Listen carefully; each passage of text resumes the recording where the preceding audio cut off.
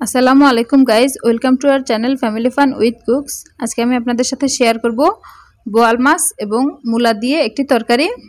আমার ভিডিওটি স্পেশালি নতুন গৃহিণী এবং ব্যাচেলার ভাই বোনদের জন্য, যারা রান্না একদমই নতুন তাদের উদ্দেশ্যে আমি ভিডিওগুলি করি, একদম রেগুলার রান্না। তো আমি এখানে মাছ আর মূলা কেটে নিয়েছি, কেটে ধুয়ে নিয়েছি। এবার এর মধ্যে পেঁয়াজ দিয়ে দিয়েছি মাঝারি সাইজের 3টা, আর 3 টেবিল চামচ পরিমাণ সয়াবিন তেল দিয়েছি। দিয়ে এটাকে একটু নেড়েচেড়ে ভেজে নিচ্ছি। ও এর মধ্যে আমি লবণ দিয়ে দেব। আমি লবণটা পেঁয়াজের মধ্যে দিই, এতে পেঁয়াজটা বেরেস্তা হয়ে যায় না, সফট হয়ে আসে। তো এটাকে একটু ভেজে নিয়ে 2-3 মিনিটের মতো ভেজে নিয়ে আমি এর মধ্যে সামান্য পানি, আমি পানিটা আজকে আগে দিয়ে ফেলেছি। এখানে আমি আদা রসুন অ্যাড করব। 1 টেবিল চামচ আদা, 1 টেবিল চামচ রসুন অ্যাড করলাম। আর যেহেতু পানি দিয়ে দিয়েছি, সেক্ষেত্রে একসাথে হলুদ গুঁড়া মরিচ গুঁড়াটা দিয়ে দিয়েছি। আমি হলুদ গুঁড়া এবং মরিচ গুঁড়া 1 টেবিল চামচ পরিমাণ দিয়েছি, 1 টেবিল চামচ করে আর কি। 1 টেবিল চামচ হলুদ গুঁড়া, 1 টেবিল চামচ মরিচ গুঁড়া। মাঝে মাঝে কথা ভুল হয়ে যায়, সেজন্য সরি। আর নয়েজ তো আছেই, যেহেতু আমার ঘরে 3টা বাচ্চা, সেক্ষেত্রে প্রচুর নয়েজ হয়। আমি এটাকে একটু কষিয়ে নিয়ে এবার সামান্য ঝোল দিয়ে দিয়েছি। মাছটাকে দিয়ে আমি মাছগুলোকে একটু কষিয়ে নেব। তো আমি একে একে সবগুলো মাছ দিয়েছি। আমি যেহেতু বাসায় সদস্য কম, সেক্ষেত্রে আমি 5-6 কেজির বেশি মাছ রান্না করা হয় না। তো মাছগুলো কষানো হয়ে গিয়েছে, এবার আমি মাছগুলোকে উঠিয়ে নেব। আর আমার ভিডিওটি যদি ভালো লাগে তাহলে অবশ্যই like, comment, share and subscribe করে পাশে থাকা বেল বাটনটি ক্লিক করে অল নোটিফিকেশনে দিয়ে রাখবেন, যাতে আমি নতুন কোনো ভিডিও আপলোড দেওয়া মাত্রই আপনাদের কাছে নোটিফিকেশন চলে যায়।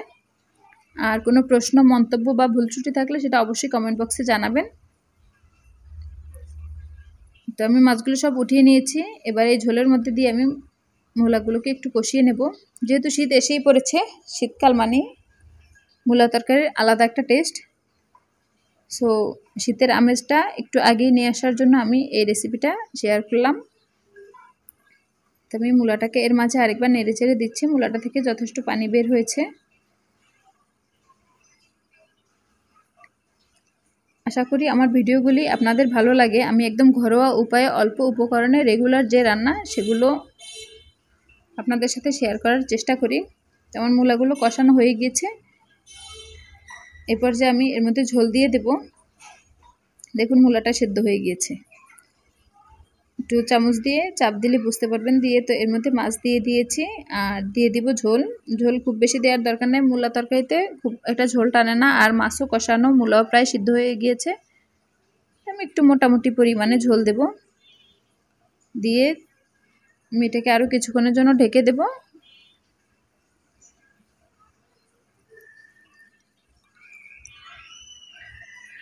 আমার চ্যানেলটা যেহেতু নতুন, অবশ্যই সবাই মিলে সাপোর্ট করবেন, এতে আমিও আপনাদের সাথে নতুন কিছু শেয়ার করতে পারবো। আর আমারও একটা চ্যানেল মনিটাইজেশন হওয়ার সুযোগ আসবে। সবাই সবাইকে সাপোর্ট করবো অবশ্যই। আমার রান্নাটা কমপ্লিট হয়ে গিয়েছে। আমি এর মধ্যে জিরার গুঁড়া দিয়েছিলাম। হাতের কাছে যদি ধনেপাতা থাকে, সেক্ষেত্রে ধনেপাতা অ্যাড করতে পারেন। দেখেই বুঝতে পারছেন আমার রান্নাটা কতটা মজাদার হয়েছে। আশা করি আমার ভিডিওটি আপনাদের খুবই উপকারে আসবে। আর সম্পূর্ণ ভিডিওটি না টেনে দেখার জন্য ধন্যবাদ। আজকের মতো এখানেই টাটা, আল্লাহ হাফেজ।